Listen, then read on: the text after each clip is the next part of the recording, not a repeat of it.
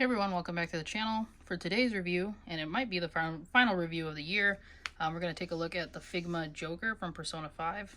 This is the reissue, actually. I didn't get this guy initially when he came out, but I went ahead and picked up the reissue just because I thought, I like the game, I like the character. Might as well, add him to my Persona collection. He's only one of two figures that I own from any Persona series from Figma. So yeah, this is the back. It shows him coming with Morgana, some of his accessories, some of the poses and faceplates. And the side, he's just standing there. Then the front, again, has that window box. And the other side has a pose. So let's get him out of his box and see everything that he comes with. Okay, and here's Joker out of his packaging. He's as thin as I expected him to be. I don't think any of the Persona protagonists that Figma has made are like bulky in the least, so that's pretty accurate. I really like how the paint is super clean on him. All of his buttons are nicely painted and sculpted. Nothing that's bleeding. The little handkerchief up there in his pocket is nicely painted as well. Then all the sculpting is nice. His outfit's pretty simple, it's just black. So, can't really mess that up. Looks like he has pockets to put his hands in, but he can't. It's just poking out. That's just how the sculpt is, how he's designed. Then he has his boots, which are kind of a brownish color, which are cool, and those have like little sculpting designs on them too, which is nice. And of course his jacket. He's got a peg hole at the back for the stand, and he's got these cuts for articulation. His arms have a lot of detail. Of course, you're just using the Figma joints, the wrists, and the hands with the gloves are nice. And then taking a look at his face. Really nice, anime accurate. Can't really complain. Hair is nicely sculpted. Sometimes I feel like Figma isn't really a action figure company. They just like to make Nindroids now, which is, I guess it's completely fine for people who like that, but half the figures I want them to make are stuck being Nindroids, so that's unfortunate. But anyway, let's get into his articulation. So his head can look up only that much. This collar, while soft, doesn't afford like a lot of range. I mean, he's not really bumping into the collar. It's just like his neck and his hair sculpt back there that's running into it. Then he can look down that much. I don't think his chest has any... Yeah, this isn't soft, so his chest doesn't have any kind of movement. His neck doesn't move outside of the head. And I bet you this is on one of those like Figma hinge joints. So, yeah. But he can look side to side. You can get a little bit of head tilt, but not a ton. And then for his arms, go about that much. Bicep swivel. Double jointed elbows. Cuff swivel. Hands on a straight, they should be on a straight Figma peg. I can pull it off. Yeah, it's on a straight peg.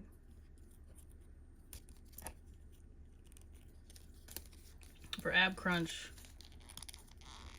he actually goes forward a lot, but that's because in the back there's like nothing there. If you can kind of see that, it's like all hollow back there. He can go forward a lot, he can go back a crazy amount, and this part is going to stick up. This is soft, but as you see underneath here too, it's literally nothing, like black. So this is just like a piece that's hovering over it. Legs can do the splits about this far. And they can kick up about this much. Double jointed knees. Get you at least 90. He doesn't have any boot swivel, but his foot goes up about that much. Comes down about that much. And then you can work it to get an ankle rocker, which is pretty good. He doesn't, I mean, he kind of, I guess you could say he has a butterfly joint. Let me see which way to put this so I don't break it. But it doesn't do anything, so they have this cuts in the back for you to bring his arms together, but it's not like they go any further in. But they do go out a little bit. And he doesn't have bicep swivel. His bicep is up here at the shoulder joint. And then of course his coat can open up so it flaps open like that, which isn't bad. These are kind of hardish, softish pieces of plastic. They're not super soft, they're not super hard, they're like somewhere in between. And they're all in little Figma joints back here, so you can pose those however you want. Yeah, so that's it for his articulation. Let's get into his accessories.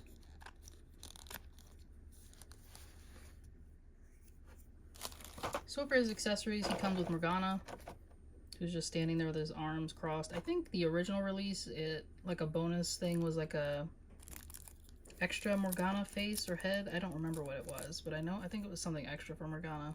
He doesn't do anything. His head can swivel. If any of you have the Summer Wars figures from back in the day, they had the little squirrel guy that was like a pack-in figure for that.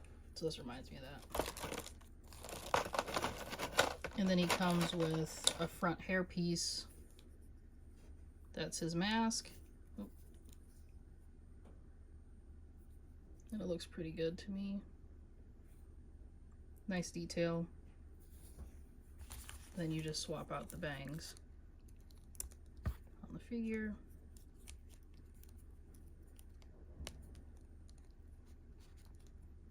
If this goes in here, or wants to go in here, I might have to heat it up.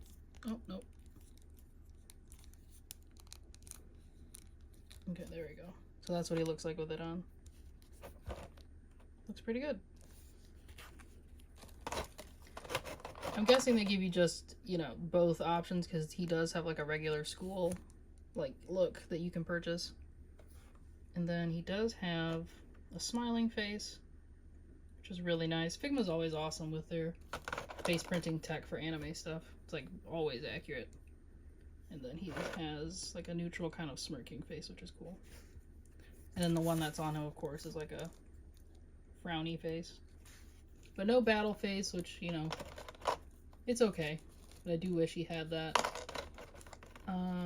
Let's see. On the box it says he has like a smirking face, but I don't see one. Unless I'm missing something. Nope, it's not in here. So you can see his hands. He's got two splayed open hands, two holding something hands like his weapon, and then another like holding something hand. And then he has a spare wrist peg, and then parts to go on to the stand. Figma always includes a stand, which is awesome. Wish Tamashii Nations would do that. Figma can do it. I feel like Tamashii Nations can. Speaking of stands, Morgana also comes with a stand. So you have this like little clear round stand that you can put him on. And then the last thing Joker comes with is his weapon, like his old dagger. It's really nicely painted. Figma always does a good job with weapons. And it is kind of sharp, so be careful.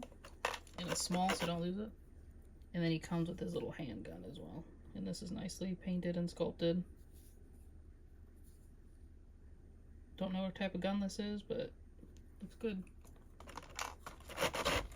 Yeah, I have no clue if he's supposed to come with another face, because let me show you guys. So he has that face, right, in the box. But then there's a face on the very top of the box, which is this like smirking face, which he does not come with. So I don't know why they advertise that if he doesn't come with it. It's even on the back of the box, actually, that he comes with this smirking face. So I don't know where that came from. If I find it, I'll let you guys know, but as of right now, I don't see any smirking face. Nothing. So yeah, interesting. Maybe it came with the original and it just doesn't come with the reissue, which is weird. I mean, that's one of his like iconic looks, so I don't know why they wouldn't give it to us, but whatever. But yeah, that's all the accessories he has. Let's get into some size comparisons. So here he is standing next to a Marvel Legends Spider-Man and then a NECA movie turtle. He's small, imports are small, but he is taller than, you know, most, I guess, 6-inch figures, just because his legs are pretty long. He's thin though, so I mean, he's still a high schooler. It'll work out if you wanted to pose them together. But yeah, he's an import, so they're all going to be kind of tiny. And here he is standing next to an SH Figure Arts Goku and then a Jada Toys Bison. Again, he's small. He does match heights with Goku, though, even though he's like a lithe figure. Again, he is a teenager, so that kind of matches. But yeah, you can make these guys look good together as well. And then if you wanted to do a Smash Bros display, here he is next to the Twilight Princess Figma Link. I love this Link figure. I'm really excited for the Breath of the Wild version. And then here he is standing next to a top 99 Naruto figure. So again, they all scale pretty well, especially, you know, Figmas are going to scale well with each other. But yeah, if you wanted to make a Smash Bros shelf, definitely pick this guy up. I think that probably might have been the deciding factor for me to finally get him, is because I am collecting Smash Bros-esque figures for like a shelf, but I guess I was missing him, so I might as well grab him. He wasn't that expensive. So for final thoughts, I'd say he's kind of a mid figure.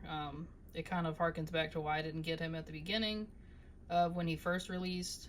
Him not coming with that smiling face accessory, even though it's advertised on the box, is kind of annoying, because that's the face I would have posed him with, to be honest. But yeah, I mean, other than that, I'm glad he still comes with Morgana. He fills out your Smash Bros shelf if you're doing that, or completes your, you know, Persona 5 shelf if you do have one of those, or just a Persona shelf in general. I will say, out of the Persona figures I own, which is just Yu Narukami from Persona 4, I do like Yu a lot better than this guy, and he's even more simplistic. So yeah, I mean, if you can find this guy for a good price, pick him up. But other than that, maybe you can skip and hope that SH Figure Arts or some other company goes around and makes Persona figures, because, I don't know, he's not what I hoped he would be. But yeah, let me know what you guys think in the comments below, and if you own this figure and what you think. Have a great holiday if I don't post another video, and thanks for watching.